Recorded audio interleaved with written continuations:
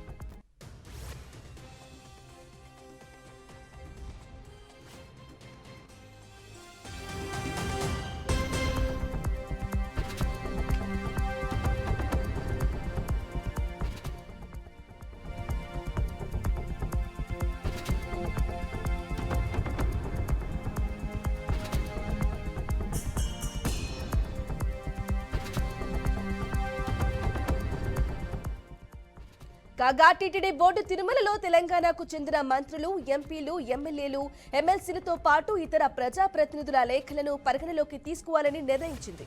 ఇందులో భాగంగా వారంలో 2 రోజుల పాటు తెలంగాణ ప్రజాప్రతినిధుల లేఖలపై శ్రీవారి దర్శనానికి అనుమతించాలంటూ టీటీడీ తీసుకున్న నిర్ణయంపై సోమవారం ఏపీ సీఎం చంద్రబాబు ఆ ఫైలుపై సంతకం చేశారు. ఇక దీంతో కొత్త సంవత్సరం నుంచి తిరుమల తెలంగాణ ప్రజాప్రతినిధుల లేఖలపై వారానికి 4 సార్లు దర్శించుకోవచ్చని టీటీడీ తెలిపింది.